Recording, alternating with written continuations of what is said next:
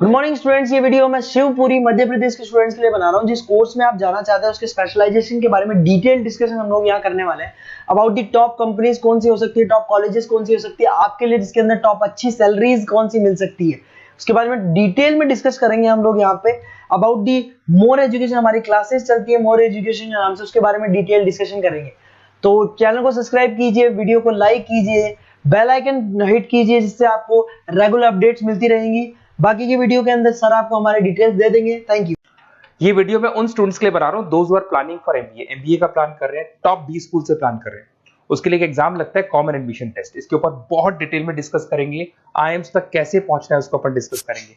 इसके अंदर cat exam की इंपॉर्टेंट डेट्स, कैट एग्जाम क्या होता है, एग्जामिनेशन पैटर्न क्या है, एलिजिबिलिटी क्या है, एग्जामिनेशन स्ट्रेटजीज क्या है, कैसे आपको एग्जाम देना चाहिए, आईएम्स तक पहुंचेंगे तो उसके कट ऑफ्स क्या होंगे और नॉन आईएम्स कॉलेज के कट ऑफ क्या होंगे, सब डिस्कस करेंगे। न्यूज़पेपर में आया था 42% काम 2027 तक मशीनें करेंगी। तो आर्टिफिशियल इंटेलिजेंस और मशीन लर्निंग की बहुत जबरदस्त डिमांड आने वाली है। तो आप लोग एमबीए में जो स्पेशलाइजेशन चूज करेंगे, वर्ल्ड इकोनॉमिक फोरम भी ये बात बोल रहा है कि इसमें फास्टेस्ट ग्रोइंग जॉब, जिसमें आपको big data specialist, fintech engineer, AIML software developer 2025 से लेकर 30 के बीच में इनकी डिमांड आएगी। तो आप एमबीए में जो स्पेशलाइजेशन चूज करें उसमें ये वाले स्पेशलाइजेशन रखना, फिनटेक वाला, बिग डेटा वाला, इसकी जबरदस्त डिमांड आने वाली है। बहुत सारी जॉब्स है जो जाने वाली है, जैसे 2025 से 30 के बीच में आपका पोस्ट ऑफिस क्लर्क है, बैंक टेलर है, data entry, cashier, ticket checker. अगर आप कैशियर की बात करें, जरूरत ही नहीं है बैंक में, आप विड्रॉल भी मशीन से कर रहे हो, डिपॉजिट भी मशीन में करवा रहे हो, पासबुक अपडेट मशीन से हो रही है, तो यहाँ पे मशीनें काम कर रही है। तो बहुत सारी जॉब्स आने वाली और जाने वाली है। तो आप स्पेशलाइजेशन वो चूज करना जिसकी मार्केट में जबरदस्त डिमांड है। बेसिकली मेरा क्लासेस चलता है, मैं एमबीए को पढ़ा रहा हूँ 2006 से। 17-18 साल का एक्सपीरियंस है, बहुत सारे बच्चे निकाल चुका हूँ मेरे पास। अब देखो आपको क्लासेस दिखाई दे रही होंगी। उसके अलावा सबसे इंपॉर्टेंट चीज IIM अहमदाबाद। मैं हर साल बच्चों को IIM अहमदाबाद लेके जाता हूँ। 50-60 स्टूडेंट्स जाते हैं, साथ में मेरे लेक्चर्स भी होते हैं वहाँ पे। तो आप लोग IIM Ahmedabad is a dream college of MBA. अगर मैं एमबीए की बात करूँ तो एमबीए का जो ड्रीम कॉलेज है वो IIM अहमदाबाद है। तो आप ये मान के चलो, इस कॉलेज के लिए बच्चा पढ़ता है और कैट का एग्जाम देता है। अगर यहाँ से बच्चा निकलता है तो बहुत बड़ा पैकेज लेके निकलेगा। देखो हर साल मैं बच्चों को लेके जाता हूँ, दिख रहा होगा आपको। उसके अलावा मैं मुंबई में पढ़ा रहा हूँ, जयपुर में मैं पढ़ा रहा हूँ। अच्छा, अलग अलग कॉलेजेस में एज अ गेस्ट में वर्क कर रहा हूँ।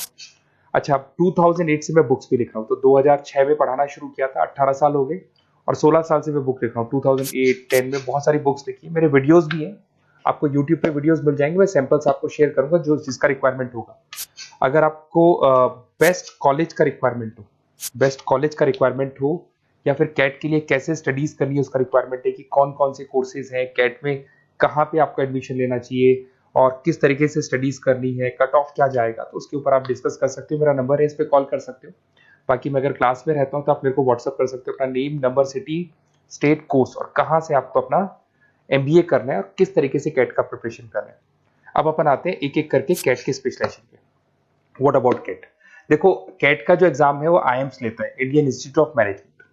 इसमें एमबीए पीजीडीएम करवाता है। मोड आपका जो है ऑनलाइन बेस होता है, कंप्यूटर बेस्ड मोड होगा आपका। ड्यूरेशन 2 घंटे का आपका पेपर होगा। इसमें आपको verbal ability, reading comprehensive, data interpretation, logical reasoning and quant मिलेगा। तो 3 सेक्शन में डिवाइडेड है पेपर। आपको हर सेक्शन में 40 मिनट्स मिलती है। 2 घंटे का आपका पेपर है, तो उसको कंप्लीट करना है। तो इसमें पढ़ना कैसे है, उसकी स्ट्रेटजीज क्या है, इसको अपन आगे डिस्कस करेंगे। देखो आपको इंपॉर्टेंट डेट्स दिखाई देंगी। नोटिफिकेशन इसका जुलाई 25 तक आ जाता है। उसका रजिस्ट्रेशन अगस्त में स्टार्ट होते हैं, सितंबर में आपका लास्ट डेट है, एडमिट कार्ड अक्टूबर में आता है, नवंबर में लास्ट संडे, जो लास्ट संडे होता है नवंबर का, उस दिन एग्जाम लगता है इसका, और जनवरी तक रिजल्ट आ जाता है। अब देखो इसमें बहुत सारी चीजें जो अपन डिस्कस करेंगे। टोटल इसमें 66 मार्क्स का पेपर होता है, वेरी भी करता है थोड़ा बहुत। 40 मिनट्स पर सेक्शन को मिलता है। इसके अंदर आपका इंग्लिश है, रीजनिंग है, क्वांट है, इनके लिए अलग अलग टाइम मिलता है। 1/3 इसमें नेगेटिव मार्किंग रहती है। मतलब अगर आपने कोई किसी ऑप्शन बेस्ड क्वेश्चन को तुक्का मारने की कोशिश की तो 1/3 कट जाएगा। एमसीक्यूज में नेगेटिव होता है, और बाकी जो सेक्शनल कट ऑफ जरूरी है इसके अंदर। मतलब ऐसा नहीं है कि आपका इंग्लिश में स्कोर आ गया, मैथ्स में नहीं आया, डीआई में नहीं आया तो सिलेक्शन नहीं होगा। इंडिविजुअल आपका इंग्लिश में भी आना चाहिए, मैथ्स में भी आना चाहिए, डेटा इंटरप्रिटेशन में, तीनों में आना चाहिए आपका। और एमसीक्यूज में जो नेगेटिव मार्किंग है एमसीक्यूज के लिए होगा, नॉन एमसीक्यूज के लिए नेगेटिव मार्किंग नहीं होता है। उसके अलावा अगर मैं एलिजिबिलिटी की बात करूं तो जनरल का अगर स्टूडेंट है तो 50% मार्क्स चाहिए। अगर आपका 50% से कम है, you are not eligible to give the CAT examination. अगर एससी, ओबीसी, रिजर्व कैटेगरी से है तो 45% आपको चाहिए। देखिए, और एज लिमिट नहीं है, कोई भी बच्चा एग्जाम दे सकता है। फाइनल ईयर का स्टूडेंट दे सकता है, फाइनल ईयर होने के बाद भी वो एग्जाम दे सकता है। अगर मैं स्ट्रेटजीज की बात करूं, देखो बार बार मैं एक चीज बता रहा हूं, जब भी आप पेपर को अटेम्प्ट करते हैं इसमें टाइम कम होता है, क्वेश्चन ज्यादा होते हैं। तो यहां पर आपको रिजेक्शन आना चाहिए, सिलेक्शन नहीं करना है, रिजेक्शन करना है। बहुत सारे ऐसे क्वेश्चन होते हैं बहुत ईजी है, उसमें 4 से 5 मिनट खराब हो गए और आपने उसका राइट आंसर निकाल दिया। अरे भाई वो 5 मिनट में 5 क्वेश्चंस करने थे आपको, उस क्वेश्चन में फंस के आपने 5 मिनट खराब कर दिए। तो जो क्वेश्चन इजी और आपको लग रहा है सॉल्व हो जाएगा बट टाइम लेगा, आप उसको छोड़ दो, रिजेक्ट कर दो। वो क्वेश्चंस करने हैं जिसमें टाइम कंज्यूमिंग कम होता है। आप अगर टाइम को एकदम से वेस्ट कर देंगे ना तो बाद में रियलाइज होगा टाइम चला गया, क्योंकि मैनेजमेंट एप्टीट्यूड टेस्ट है, जैसे गवर्नमेंट एग्जाम के टेस्ट होते हैं। तो यहाँ पर क्या टाइम सबसे बड़ा इंपॉर्टेंट फैक्टर होता है आपका। तो बेसिकली एक्यूरेसी होना चाहिए, स्पीड होना चाहिए और आपका टाइम बैलेंस होना चाहिए, और साथ के साथ कौन सा क्वेश्चन छोड़ना है और कौन सा कर रहे हैं। बहुत सारे क्वेश्चन होते हैं जिसमें लालच देता है, करो करो करो, बाद में पता लगता है फंस गया उस क्वेश्चन के अंदर, और फंसने का टाइम चला गया। तो टाइम नहीं जाना है इसके अंदर। उसके अलावा देखो, अगर मैं आईएम्स की बात करता हूँ, आईएम्स में 99% है, आईएम अहमदाबाद इज 99% आपको चाहिए। उसके बाद में अगर मैं बात कर दूं, बेंगलोर 99, कोलकाता 99, लखनऊ में 97 टू 98 चाहिए, इंदौर कोझीकोड में 95 टू 97। तो परसेंटाइल तो मान के चलो, अगर आपको टॉप कॉलेज चाहिए ना तो 99 प्लस परसेंटाइल चाहिए आपको, ठीक है। उसके अलावा अगर अपन देखते हैं एफएमएस दिल्ली, नॉन एक्सेप्टेबल जो कैट का एग्जाम तो लेते हैं बट नॉन आईएम्स है, वो भी 99 मांगता है। एसपी जैन भी 85 टू 95 मांगेगा। एमडीआई गुड़गांव 95 परसेंटाइल मांगता है। आईएनपी गाजियाबाद 85 टू 90 मांग रहे हैं।